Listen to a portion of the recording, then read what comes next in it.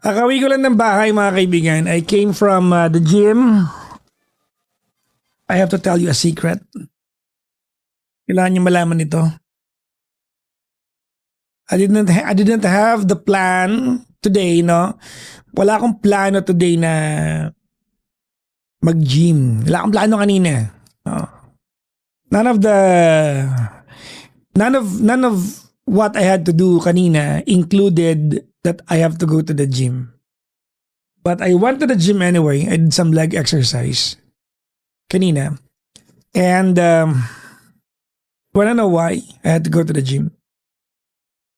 Sino chismoso? Sino? Sino ang kating-kating malaman? Why? Kasi, sang AF ka, Santolan Town Plaza ako. Kasi, hindi naman big deal to. Only because wala kaming tubig kanina hanggang bukas. So when I woke up kanina, by the way, I woke up kanina ng around 11, before 11. Gumising ako, tapos pagising ko,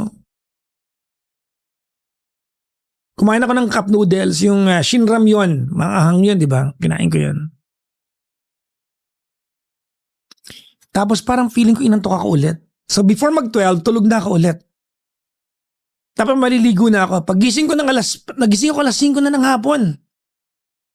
Alas 5 na ako nagising ng hapon. 5:30, mga ganun, no? Pagising ko, wala nang tubig. So I went to the gym. Yan. Hindi para mag-gym. Well, nag-gym na rin ako, no? Para makiligo. Yun talaga yan. So, bagong ligo ako ngayon. That's the very reason why I went to the gym today. And I did some workout. Nag-legs tayo ngayon, mga kaibigan. My least favorite. Diba? My least favorite exercise. Ang hirap kaya mag-leg workout. Diba? Napakahirap, no? Anyways, magandang gabi po sa inyo lahat. Welcome, no? It's just 16 after midnight. Magandang gabi po. Let me just grab my coffee bago tayo mag-start na magkakape lang. May natimpla na. Nakapagtimpla na ako bago. Wait lang ha. I'll be back mga kaibigan. Wait. Ang lakas ng ulan kanina, no? Di ba gumising ako ng 11? Before 11, gising na ako. Nakatulog ako ng alas 12 ulit, no? Kasi pagkakain ko ng cup noodles, parang inantok ako. Parang na-betchin yata ako. Nakatulog ako pagising ko 5:30 na. Umulan. Para akong tumakas. Kaya habang, hindi ko alam, na-experience nyo na ba to? Yung sobrang naman tulog mo pero naantok ka. That's exactly what I'm feeling right now. No? Sobrang haba ng tulog ko kanina. Parang feeling ko inaantok pa rin ako ngayon. So, hindi ko alam kung magagawa natin to ngayon na maayos. Bahala na si Batman. Si Batman na lang palagi ang may kasalanan ng lahat. Magandang evening po sa inyo lahat. Magandang morning. Welcome to our program. Ito po ay para po sa kaalaman ng lahat. Ito po ay taping. This is a taping of my podcast. So this is Raw. I am a one-man person here. This is a one-man show. I do everything. So, ito na papanood nyo ngayon, ito po ay Raw. This is behind the scene. Ang talagang product po natin ay yung podcast ko which is being uploaded on my Wadi channel. So, if you want to support that, go ahead and watch that one. Ito po ay, ito po ay behind the scene, no? Ang hihina ako ngayon, guys, oh. Parang bibigay yung aking mga binte, no? Mahal siguro bill ninyo. Actually, hindi naman dapat mahal yung bill namin, di ba? Nagtaas lahat ng bill. I've been doing this since October last year. Yung bill namin nasa 15K. Ano ba yan? Lobo yung laway ko. 15K, no? Ngayon, nag-25,000. Lahat tayo mga bill. Di ba? Nasa 25,000 kami. Napakalala. Di ba? Gayon talaga, Pilipinas. Gayon talaga. Hi, Papa Jackson. Good morning. Shirataki pala yung Hindi pala ako kumakain ng yan ba yung mamahalin? Shirataki rice. Tama, shit. Parang magkatunog, no? Shirataki rice. Yan ba yung tinutubigan na mainit tapos magiging kanin, parang kanin na siya. Di ba? Tama, yun ano. Oo, yun yung tama yun. Hindi pa ako nakatikim. I have not tried it. Adlay po ako. Adlay ako. So adlay po ako. What we do, isang kaldero niluluto sa akin sa bahay, for 1 week ko na yun. Yung 1 kilo ng adlay, 1 week ko. Walang lasang adlay, guys. Very blunt. Very blunt, pero sanay na ako eh. Hindi ako mahilig sa malalasang pagkain, no? Even kapag nakakakain ako ng palabok, hindi ko gaanong inihahalo yung sauce, no? So, okay ako sa gaanong walang lasa. Hindi ako mahilig sa yung mga masarsan, yung maaalat, hindi ako gaanong mahilig sa ganun, no? Mahilig ko sa bland lang yun. Yung wala, yung lang, yung talagang halos, di ba? Yung halos naamoy na lang nung pagkain yung sauce, parang ganun. Alright. Ganun lang. Wala lang. Sinishare ko lang sa inyo. Kung interesado kayo, kung hindi, di wag. Will be with me until the wee hours of tonight, until the morning. Hanggang mag-morning ng bagay, morning naman na. No? Thursday na pala. May mga lakad ako mamaya. No? Spotify, no. We don't upload in Spotify. Hindi ko alam, no? I'm yet to explore Spotify. Bahala na. Siguro I'll do Spotify after the first entire year pag nag-anniversary tayo dito sa... I-remind niyo ako, ha? Nearing our anniversary. Hindi ko nga maalala kung kailan anniversary ng Petty Night, eh. Alright. Diba? So, bahala na. So, baka mag-Spotify tayo. Bahala na. Bakit pa mag-Spotify? Pwede nyo namang, kung mag-Spotify ako, ito rin naman yun. Di ba, sa YT ko, it's the same thing. Diba? I mean, if you want to consume whatever we record here, go to my YT channel. It's the same thing, diba? Diba? It's the same thing. Right? Why din na lang? Kasi ang worry ko, if I upload the same thing sa YT and then I upload the same thing to my Spotify, it's going to take away viewership from my YT, which I do not want to do. Diba? Konti pa na i-upload. Anong konti? Anong konti? No. I have... Sino masabing konti? No, ang dami kong 500 plus episodes yung nasa YT ko. 500 plus episodes. Yes. On my YT channel, I have 602 episodes. Diba? Sana may podcast ka na may pasufat na may guest. Well, that's the long-term plan. Diba? I want to build my own studio. I want to build my own studio. Diba? I want to build my own studio. I want to build my own thing. And, bahala na, diba? Can you imagine, I have done 600 episodes. Me, myself, and I. Solo. Diba? 602 episodes. 602. Ang dami na nun, guys.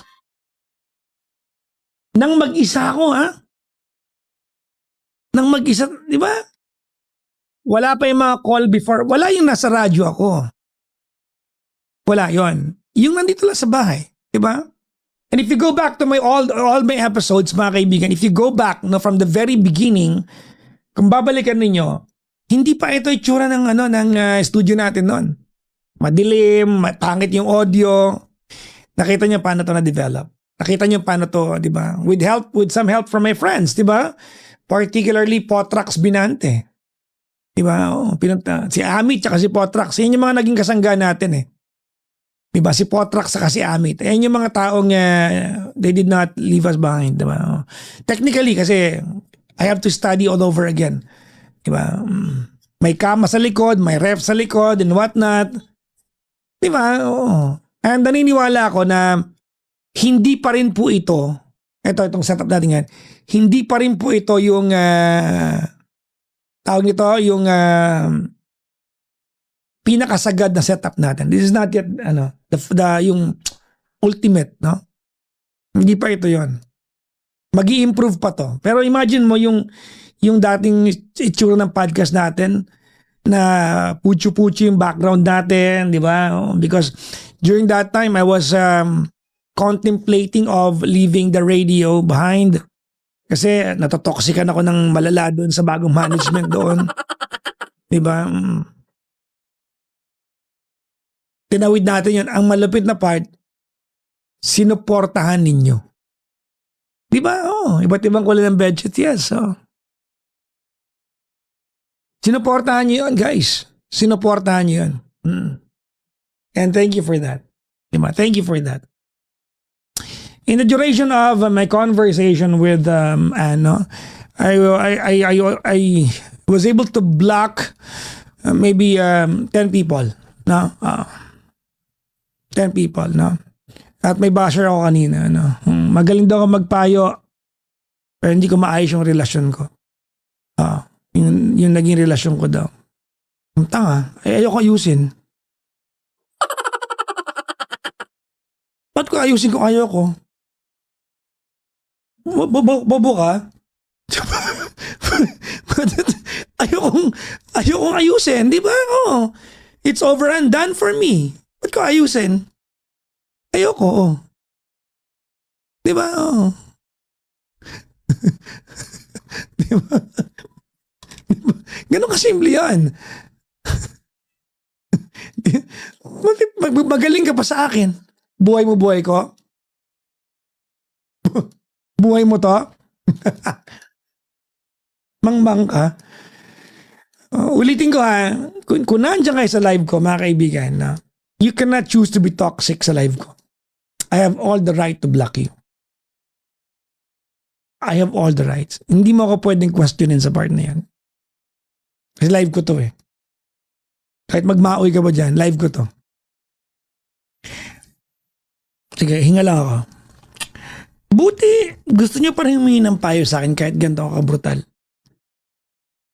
Sometimes, totoo, no? May mga pagkakataon na I really have to pinch myself that you still want a conversation with me. Even though ito yung paraan ko ng pagbibigay ng bayan. I sometimes wonder,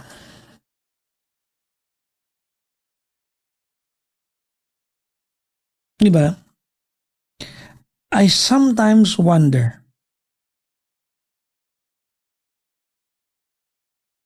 I must have done something good in my life to deserve your tolerance.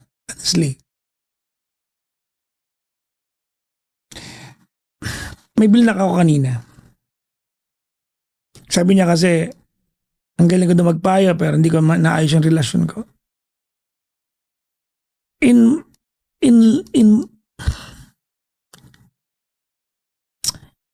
Largely, she's not wrong. Hindi siya mali eh. Hindi siya mali. She's not wrong. Diba? Totoo yung sinabi niya eh. Ayoko lang ng toxic eh, bilnak mo na lang. Pero why did you block if she's not wrong? A good question. Because I wasn't the topic.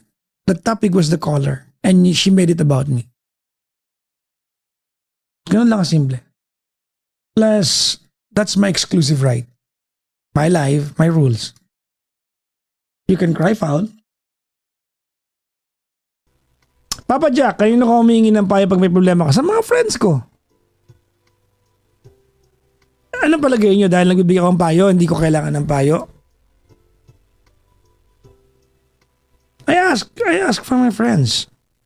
Mababa pride ko sa part na yan, guys. Diba? You really have to ask for advice.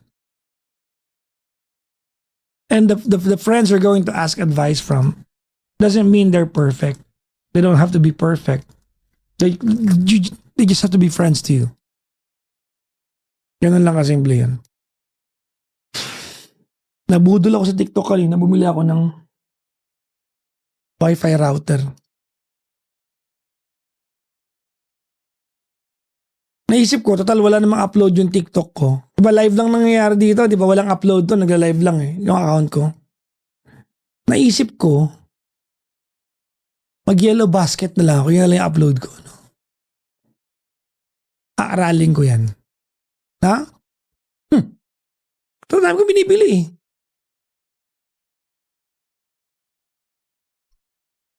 Kasi nagpapabudol ako. Walang upload eh.